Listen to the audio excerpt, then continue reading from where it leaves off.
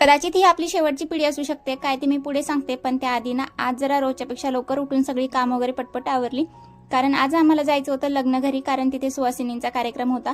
त्यामुळे मग सकाळी सगळ्यांचा नाश्ता वगैरे झाला, चहापाणी झाला आणि लाडूलाही भिजवलेले ड्रायफ्रूट दिले होते. त्यानंतर तिलाही असं गोड गोड तयार केलं होतं आणि या ड्रेसमध्ये ती इतकी क्यूट दिसत होती ना, असं वाटत होतं की रुक्मिणीच आहे, एवढी छान दिसत होती. त्यानंतर मग जाता जाता हा कॅनल लागतो, पण कॅनलला सध्या पाणी नाही आहे, त्यामुळे असं थोडंसं भकास वाटत होतं.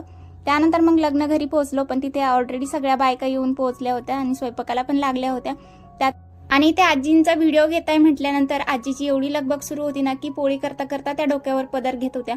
आणि त्यामुळेच मी म्हणते की ही कदाचित आपली शेवटची पिढी असू शकते.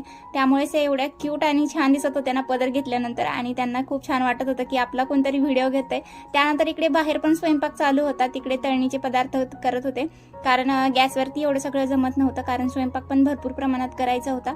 त्यानंतर आतमध्ये आम्ही मग पोळ्या वगैरे बनवत होतो, नैवेद्य पण बनवायचे होते. आणि इकडे छान अशी पोळी पण फुगली होती. एवढं पोळी फुगली की खूप समाधान वाटतं, की स्वयंपाक छान झाल्यासारखं वाटतं.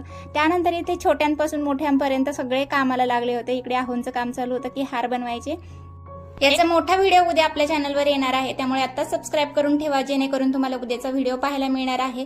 आणि आमची इकडे काय परंपरा प्रथा आहेत ते पण तुम्हाला उद्याच्या व्हिडिओमध्ये पाहायला मिळणार आहे. तर व्हिडिओ आवडला असेल तर लाईक, शेअर आणि सबस्क्राईब करा. बाय.